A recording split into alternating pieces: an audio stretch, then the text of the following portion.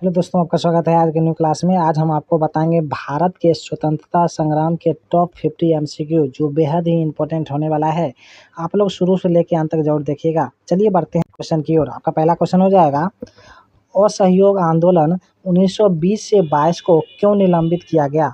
तो इसका right answer Chauri Chaura में हुई हिंसक घटना के कारण 5 फरवरी 1922 को चौरी चौरा जो गोरखपुर में प्रदर्शनकारियों की पुलिस से झड़प हुई, जिसमें भीड़ ने थाने को आग लगा दी और कई पुलिसकर्मी मारे गए। महात्मा गांधी ने हिंसा के विरोध में असहयोग आंदोलन को निलंबित किया। चलिए बढ़ते हैं अगला क्वेश्चन की ओर। आपका अगला क्वेश्चन हो जाएगा, वर्ष 1919 में जालियांवाला बाग हत्याकांड कहाँ हुआ था? तो इसका राइट आंसर अमृतसर हो जाएगा। 13 अप्रैल 1919 को बैसाखी के दिन अमृतसर पंजाब में जालियांवाला बाग के जनरल डायर के आदेश पर निहत्थी भीड़ पर गोलियां चलाई गई, जिसमें सैकड़ों लोग मारे गए। यह घटना भारतीय स्वतंत्रता संग्राम के इतिहास का एक महत्वपूर्ण घटना थी। चलिए बढ़ते हैं आगे क्वेश्चन की ओर। आपका अगला क्वेश्चन हो जाएगा, नमक सत्याग्रह किस ईस्वी से प्रारंभ हुई? तो नमक सत्याग्रह 1930 ईस्वी में प्रारंभ की गई। महात्मा गांधी ने 12 मार्च 1930 को साबरमती आश्रम से दांडी यात्रा तक नमक सत्याग्रह यात्रा शुरू की। 6 अप्रैल 1919 को दांडी पहुंचकर उन्होंने समुद्र से नमक बनाकर ब्रिटिश सरकार के नमक कानून को तोड़ा। चलिए बढ़ते हैं अगला क्वेश्चन की ओर। आपका अगला क्वेश्चन हो जाएगा,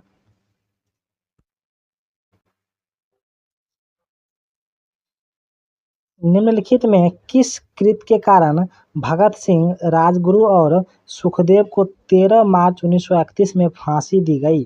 तो इसका राइट आंसर वर्ष 1928 में लाहौर के सानर्स की हत्या के कारण हुई।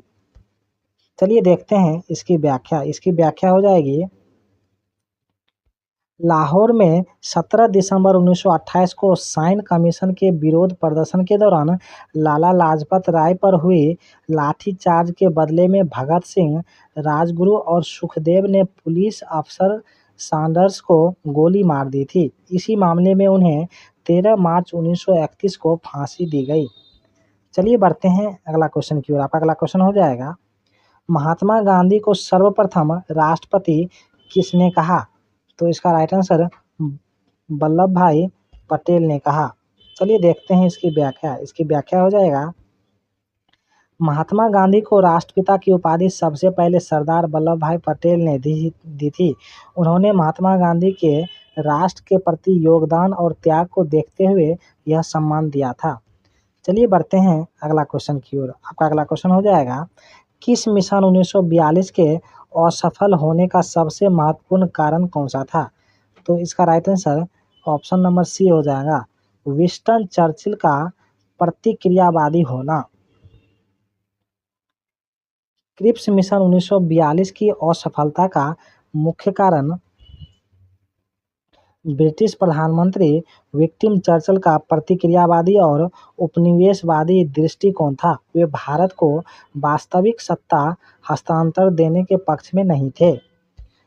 चलिए बढ़ते हैं अगला क्वेश्चन की ओर। आपका अगला क्वेश्चन हो जाएगा, भारतीय राष्ट्रीय कांग्रेस के सबसे अधिक समय तक अध्यक्ष कौन रहे हैं? भारतीय राष्ट्रीय कांग्रेस के सबसे अधिक समय तक अब्दुल कलाम आज़ाद रहे हैं। चलिए देखते हैं इसकी व्याख्या। इसकी व्याख्या है, अब्दुल कलाम आज़ाद भारतीय राष्ट्रीय कांग्रेस के सबसे अधिक समय तक अध्यक्ष रहे। उन्होंने 1923 से 1946 तक कुल 23 वर्षों तक कांग्रेस की अध्यक्षता की। चलिए बढ़ते हैं अगला क्वेश्चन की ओर। आपका अगला क्वेश्चन हो जाएगा, किसने लोकप्रिय नाम लाल कुर्ती कमीज के रूप में जाना जाता है? तो इसका right answer option number D हो जाएगा, खुदाई खुदम तारों को। चलिए देखते हैं इसकी व्याख्या। इसकी व्याख्या हो जाएगा, खुदाई खिदम तगार अल्लाह के सेवक यानी संगठन के सदस्यों को लाल कुर्ती के रूप में जाना जाता था। यह संगठन खान अब्दुल गफ्फार खान द्वारा स्थापित किया गया था। चलिए बढ़ते हैं अगला क्वेश्चन की ओर। आपका अगला क्वेश्चन हो जाएगा, कांग्रेस का प्रथम विभाजन 1907 ईस्वी के सूरत अधिवेशन में हुआ था। इसमें दूसरा विभाजन कब हुआ था? तो इसका राइट आंसर नागपुर 1920 हो जाएगा। चलिए देखते हैं इसकी व्याख्या। इसकी व्याख्या है, कांग्रेस का दूसरा विभाजन दिसंबर 1920 में नागपुर अधिवेशन में हुआ था, जहां गांधी जी के असहयोग आंदोलन के प्रस्ताव को लेकर गरम दल और नरम दल के नेताओं के बीच मतभेद हुए थे। चलिए बढ़ते हैं अगला क्वेश्चन की ओर। आपका अगला क्वेश्चन हो जाएगा, भारतीय राष्ट्रीय कांग्रेस 1947 में देश के विभाजन पर सहमत हो गई। इसका मुख्य कारण क्या था? तो इसका मुख्य कारण सी हो जाएगा, ऐसा नहीं करने पर भारत स्वतंत्रता प्राप्त करने के अवसर से वंचित रह जाता। चलिए देखते हैं इसकी व्याख्या। इसकी व्याख्या हो जाएगा, कांग्रेस नेतृत्व का मानना था कि विभाजन को स्वीकार न करने पर स्वतंत्रता में बहुत विलम्ब होता और देश गृह युद्ध जैसी स्थिति में फंस सकता था। इसलिए स्वतंत्रता प्राप्त करने के अवसर को हाथ से न जाने देने के लिए विभाजन स्वीकार किया गया। चलिए बढ़ते हैं अगला क्वेश्चन की ओर। आपका अगला क्वेश्चन हो जाएगा, वर्ष 1919 में पंजाब में हुए क्रूर अत्याचारों के विरोध स्वरूप ब्रिटिश सरकार से प्राप्त सर की उपाधि किसने लौटा दी? तो इसका राइट आंसर सी हो जाएगा, रविंद्रनाथ टैगोर। चलिए देखते हैं इसकी व्याख्या। इसकी व्याख्या है, जालियांवाला बाग हत्याकांड और पंजाब में हुए अत्याचारों के विरोध में रविंद्रनाथ टैगोर ने ब्रिटिश सरकार द्वारा की गई नाइटहुड की उपाधि 31 मई 1919 को लौटा दी। तो चलिए बढ़ते हैं अगला क्वेश्चन की ओर। आपका अगला क्वेश्चन हो जाएगा, कहाँ 21 अक्टूबर 1943 को स्वतंत्र भारत को आज़ाद हिंद सरकार की घोषणा की गई? तो इसका राइट आंसर सिंगापुर हो जाएगा। चलिए देखते हैं इसकी व्याख्या। इसकी व्याख्या हो जाएगा, नेताजी सुभाष चंद्र बोस ने 21 अक्टूबर 1943 को सिंगापुर में स्वतंत्र भारत की आज़ाद हिंद सरकार की घोषणा की। चलिए बढ़ते हैं अगला क्वेश्चन की ओर। आपका अगला क्वेश्चन हो जाएगा, भारत छोड़ो आंदोलन के समय इंग्लैंड का प्रधानमंत्री कौन था? तो इसका राइट आंसर चर्चिल हो जाएगा। भारत छोड़ो आंदोलन 8 अगस्त 1942 को इंग्लैंड के प्रधानमंत्री विक्टम चर्चिल थे। द्वितीय विश्व युद्ध के दौरान 1940 से 1945 तक ब्रिटेन के प्रधानमंत्री रहे। चलिए बढ़ते हैं अगला क्वेश्चन की ओर। आपका अगला क्वेश्चन हो जाएगा, 1947 के भारतीय राष्ट्रीय कांग्रेस के दिल्ली अधिवेशन की अध्यक्षता किसने की? तो इसका राइट आंसर ए हो जाएगा, जेपी कृपलानी। चलिए देखते हैं इसकी व्याख्या। इसकी व्याख्या हो जाएगा, 1947 के भारतीय राष्ट्रीय कांग्रेस के दिल्ली अधिवेशन 14 से 15 अगस्त 1947 की अध्यक्षता जेपी कृपलानी ने की। यह स्वतंत्रता से ठीक पहले कांग्रेस का अंतिम अधिवेशन था। चलिए बढ़ते हैं अगला क्वेश्चन की ओर। आपका अगला क्वेश्चन हो जाएगा, भारतीय राष्ट्रीय कांग्रेस को 1938 का अधिवेशन किस शहर में हुआ? तो इसका राइट आंसर हरिपुरा हो जाएगा।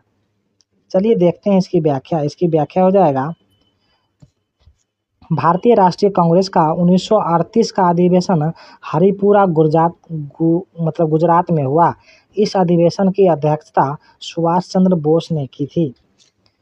चलिए बढ़ते हैं अगला क्वेश्चन की ओर। आपका अगला क्वेश्चन हो जाएगा, करो या मरो का मंत्र किसने दिया? तो इसका राइट आंसर सी हो जाएगा, महात्मा गांधी। चलिए देखते हैं इसकी व्याख्या। इसकी व्याख्या हो जाएगा, 8 अगस्त 1942 को बॉम्बे यानी मुंबई में ग्वालियर टैंक मैदान में अखिल भारतीय कांग्रेस समिति के अधिवेशन में महात्मा गांधी ने करो या मरो का आह्वान किया था। यह भारत छोड़ो आंदोलन का नारा बन गया। चलिए बढ़ते हैं अगला क्वेश्चन की ओर। आपका अगला क्वेश्चन हो जाएगा, 1946 में बनी अंतरिम सरकार के राजेंद्र प्रसाद के पास कौन सा विभाग था? तो इसका राइट आंसर ए हो जाएगा, खाद्य एवं कृषि विभाग। चलिए देखते हैं इसकी व्याख्या। इसकी व्याख्या हो जाएगा, 1946 में बनी अंतरिम सरकार में डॉक्टर राजेंद्र प्रसाद को खाद्य एवं कृषि विभाग सौंपा गया था। इस सरकार का गठन 2 सितंबर 1946 को हुआ था और जवाहरलाल नेहरू इसकी अध्यक्षता की थी। चलिए बढ़ते हैं अगला क्वेश्चन की ओर। आपका अगला क्वेश्चन हो जाएगा 1939 में कांग्रेस को छोड़ने के पश्चात सुभाष चंद्र बोस ने किस दल की स्थापना की? तो इसका राइट आंसर बी हो जाएगा फॉरवर्ड ब्लॉक। चलिए देखते हैं इसकी व्याख्या। इसकी व्याख्या हो जाएगा 1939 में त्रिपुरी अधिवेशन के बाद कांग्रेस में त्यागपत्र देने के पश्चात सुभाष चंद्र बोस ने 3 मई 1939 को फॉरवर्ड ब्लॉक की स्थापना की थी। इसका उद्देश्य वामपंथी विचारधारा वाले तत्वों का संगठन करना था। चलिए बढ़ते हैं अगला क्वेश्चन की ओर। आपका अगला क्वेश्चन हो जाएगा वर्ष 1939 में कांग्रेस को छोड़ने के पश्चात सुभाष चंद्र बोस ने किस दल की स्थापना की? तो इसका राइट आंसर डी हो जाएगा फॉरवर्ड ब्लॉक। चलिए देखते हैं इसकी व्याख्या। इसकी व्याख्या हो जाएगा 1939 में त्रिपुरी अधिवेशन के बाद मतभेदों के कारण सुभाष चंद्र बोस ने कांग्रेस से इस्तीफा दे दिया और आगे चलकर फॉरवर्ड ब्लॉक की स्थापना की, जिसका उद्देश्य वामपंथी विचारधारा वाले तत्वों को एकजुट करना था। चलिए बढ़ते हैं अगला क्वेश्चन की ओर। आपका अगला क्वेश्चन हो जाएगा प्रसिद्ध चिटगांव सशस्त्रागार ढाबे को किसने आयोजित किया था? तो इसका राइट आंसर डी हो जाएगा सूर्यसेन। चलिए देखते हैं इसकी व्याख्या। इसकी व्याख्या हो जाएगी चिटगांव सशस्त्रागार ढाबा 18 अप्रैल 1930 का आयोजन क्रांतिकारी सूर्यसेन मास्टरदा ने अपने साथियों के साथ किया था। इस ढाबे का उद्देश्य अंग्रेजी शस्त्रागार का कब्जा कर ब्रिटिश सत्ता को चुनौती देना था। चलिए बढ़ते हैं अगला क्वेश्चन की ओर। आपका अगला क्वेश्चन हो जाएगा व्यक्तिगत सत्याग्रह में विनोबा भावे को प्रथम सत्याग्रह चुना गया था। दूसरा सत्याग्रही कौन था? तो इसका राइट आंसर सरदार वल्लभ भाई पटेल हो जाएगा। चलिए देखते हैं इसकी व्याख्या। इसकी व्याख्या हो जाएगा 20 अक्टूबर 1940 को व्यक्तिगत सत्याग्रह का आरंभ विनोबा भावे के नेतृत्व में हुआ था। विनोबा भावे प्रथम सत्याग्रह थे तथा सरदार वल्लभ भाई पटेल का दूसरा सत्याग्रह चुना गया था। चलिए बढ़ते हैं अगला क्वेश्चन की ओर। आपका अगला क्वेश्चन हो जाएगा कांग्रेस का 1929 का अधिवेशन जिसमें पूर्ण स्वराज का लक्ष्य घोषित किया गया था, कहाँ पर हुआ था? तो इसका राइट आंसर डी लाहौर हो जाएगा। चलिए देखते हैं इसकी व्याख्या। इसकी व्याख्या हो जाएगा दिसंबर 1929 में कांग्रेस का अधिवेशन लाहौर में हुआ था। यह अधिवेशन में पूर्ण स्वराज को कांग्रेस का लक्ष्य घोषित किया गया था। 26 जनवरी 1930 को स्वतंत्रता दिवस मनाने का निर्णय लिया गया था। चलिए देखते हैं अगला क्वेश्चन क्या। आपका अगला क्वेश्चन हो जाएगा महात्मा गांधी ने भारत में अपना पहला जन भाषण कहाँ दिया था? तो इसका राइट आंसर डी हो जाएगा चंपारण में। चलिए देखते हैं इसकी व्याख्या। इसकी व्याख्या हो जाएगा महात्मा गांधी ने भारत में अपना पहला जन भाषण अप्रैल 1917 में चंपारण बिहार में दिया था। वे वहां नील किसानों की समस्या की जांच करने गए थे। चलिए देखते हैं अगला क्वेश्चन क्या। आपका अगला क्वेश्चन हो जाएगा दक्षिण अफ्रीका के किस रेलवे स्टेशन पर महात्मा गांधी को ट्रेन से फेंक दिया गया था? तो इसका राइट आंसर सी हो जाएगा पीटर मारिट्रीबर्ग। चलिए देखते हैं इसकी व्याख्या। इसकी व्याख्या हो जाएगा सन 1983 में पीटर मारिट्रीबर्ग दक्षिण अफ्रीका रेलवे स्टेशन पर गांधी जी को प्रथम श्रेणी के डिब्बे से बाहर फेंक दिया गया था क्योंकि वे भारतीय थे। यह घटना अनेक जीवन में महत्वपूर्ण मोड़ साबित हुई।